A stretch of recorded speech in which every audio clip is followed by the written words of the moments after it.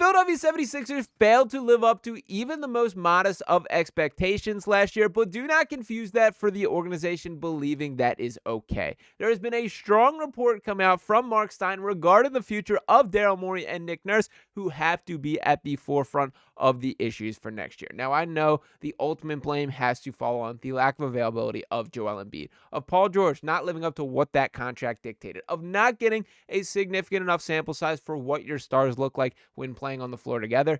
But there are two guys who made these decisions, and that starts and ends with Daryl Morey primarily here. Now, we did get this report from Mark Stein that I do want to dive directly into, and shout out to my guy, Philly Sixers Galaxy, who tweets out, Daryl Morey and Nick Nurse have, quote, the hottest seats in the league heading into next season, per Brian Windhorst, said on the Stephen A. Smith show. And by the way, there was a Mark Stein report on this as well. Apologize, pulled this one up first. Said, quote, so I think ownership is giving Daryl Morey the grace that this was a terrible year in terms of injury and misfortune. But what I would say to both Daryl and Nick is you have no margin for error now. If next year isn't an excellent year, I would say the hottest seats in the NBA right now, looking into the year, are probably Daryl Morey and Nick Nurse. Now, that's been sort of a stance that I've had for the second half of the season, is while I have some sympathy for each of these guys, as I have a hard time coming down on Daryl Morey when he made the decisions that, frankly, I would have in his seat as well. That I saw the vision for creating this max slot, for bringing in Paul George, that theoretically is a great link between Tyrese Maxey and Joel Embiid. That he did have his hits, even if people want to discount it. That Jared McCain was a slam dunk draft pick. That he did hit on Gershon Yabusele. That was an awesome minimum signing. It was not all bad, and he did a good job working the bottom of the margins of this roster, but that does not make up for the massive multi-million dollar holes that were existing at the top of this organization. So I do have sympathy there. And for Nick Nurse specifically, this Sixers team broke the record for most unique starting lineups in NBA history. Of any team in history, they had the most different starting lineups. That is a direct indication of the lack of availability of their stars, of the creativity that he had to display on the court, and does resolve him of a lot of blame for the lack of success that the team did take. Now, with all that being said there, when there is a season that goes as off the rails as this Sixers season did, it is rare that somebody does not catch the blame, that there is not a fall guy to at least make an example of why this is not okay. So I don't think it is, coincidental or surprising that we're starting to see these whispers already, because frankly, you can make a convincing argument that the firing should have already been done here.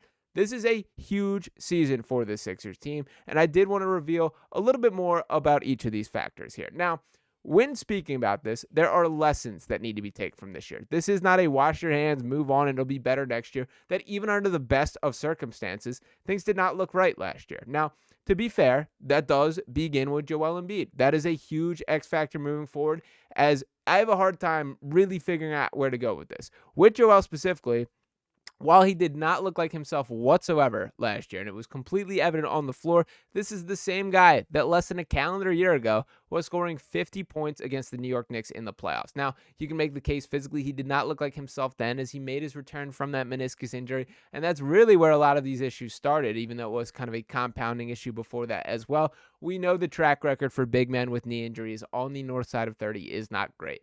But he's Joel Embiid, man. You have a lot of money committed to him.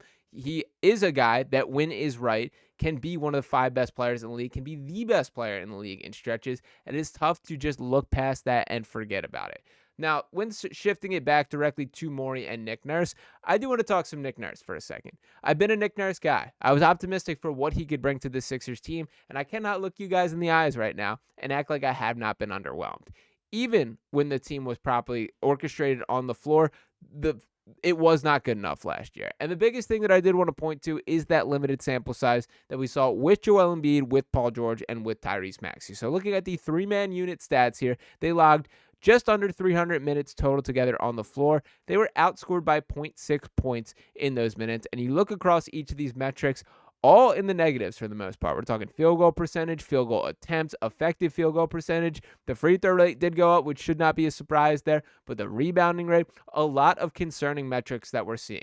When you have those three guys on the floor, you should be better than the opponent 9 times out of 10. Sure, there will be the matchups with the Boston Celtics of the world, the Oklahoma City Thunders of the world, things like that. But this is not a team that when you have the three of them, this is not a group that when you have the three of them, should be coming up short on that regular of a basis. And I do think that is a Nick Nurse thing, that the lack of creativity in the offense was pretty evident even before the season went off the tracks last year. And a guy that I think wore that more than anything, it was Tyrese Maxey, man. And to look at his stats for next year, shout out to, I believe Austin Krell is who created this graphic in the first place. Have seen this floated out in a couple other ways. Austin Krell of On Pattison does some good stuff covering the team. But this is my Tyrese Maxey's breakdown for last year.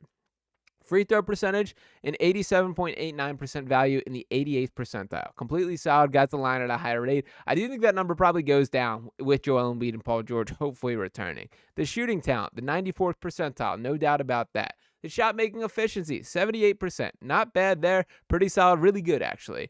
But where the biggest indictment on where Nick Nurse falls short, it is overall shot quality. A negative 0.98 value, a 9 percentile. That is a grade of an F there. And to add a little bit further, the points per possession in the 57th percentile there, that's a C+. An effective field goal percentage of 51.1%. That is 37%. That is a D+ here. What I think these indicates, or what these numbers are evidence of, is Nick Nurse did not do a good enough job creating shots for Tyrese Maxey. Even the games where Maxey was locked on and playing well, it felt like it was so much of him against the world, that he had to go out and create. He running all over the place, logging more minutes than any player in the NBA for a good bulk of last season, and having to do so much in isolation. Now, part of this was him going to battle on his own, that things do get easier when you're playing around Joel Embiid and Paul George, that there is a gravity that those kind of stars command that Tyrese, unfortunately, did not benefit from for nearly as much of the season as it was designed.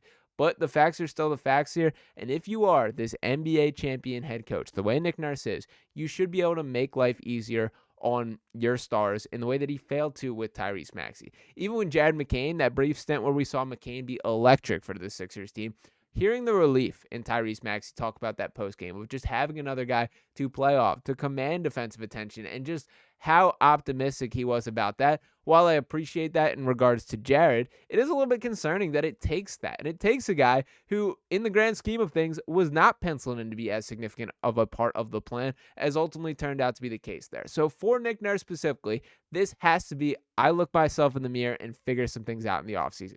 Yes, it is true that you did not have the benefit of having your best players for the bulk of last year, but that does not make up for some of the shortcomings that we saw before the year got off the rails. And while I was in the same boat for the second half of the season of, I just want this to be over, I just want to sim to the end of the season, click that fast forward button and get ready and wipe the slate clean, the more I reflect on it now that things have come to an end, there probably should have been a little bit more concrete plan of evaluation and figuring out which of these guys are in it for the long haul. Quentin Grimes was granted the freedom to just go out and shoot as many basketballs as he wanted. And we saw guys like Ricky Council IV just play madman basketball, attacking the basket here.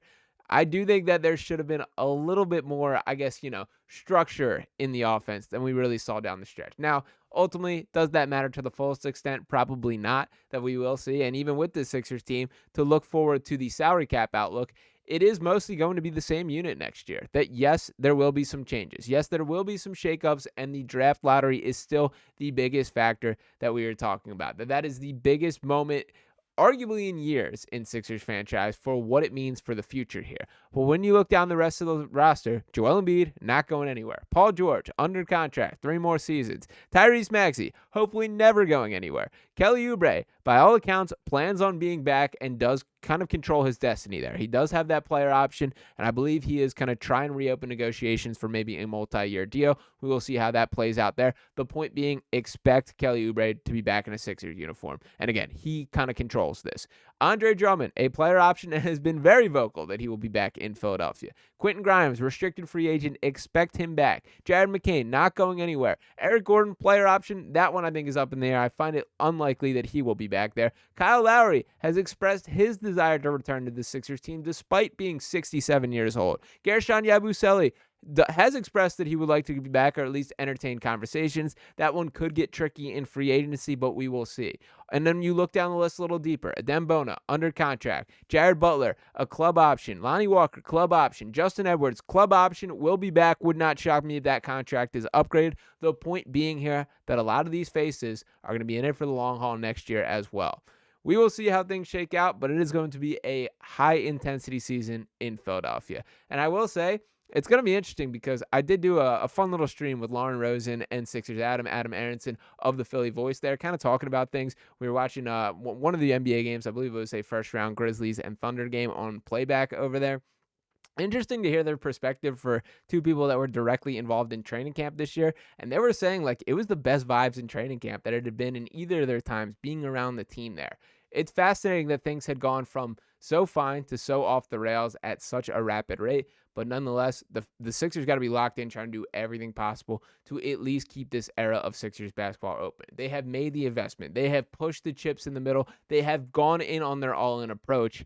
And now you got to hope that that card flips in their favor when things do ultimately come down there. If not, we are talking about some other names taking control as once again, Daryl Morey and Nick Nurse approaching on the hottest seats in the NBA heading into next season per Brian Windhorst there. So we will see how things shape out from there. Again, it will be a fateful day. We are closing in on the draft lottery taking place, and then we can really start about shaping this roster for next year, as that will shift some decision-making processes from there. But do want to hear your guys' thoughts in the comments. Should they be fired already? Is Nick Nurse and Daryl Morey each properly right to be back? And where would you distribute blame between those? Do you put more on the shoulders of Morey? Do you put more on the shoulders of Nick Nurse? Or do you wipe each of those guys free of criticism due to the injuries and other factors that we've discussed here? Drop those in the comments below. Appreciate each and every one of you guys tuning in this video as always. Make sure you're smashing that subscribe button if you have not already. I'll be back talking to you next time right here on Sixers Digest. Peace.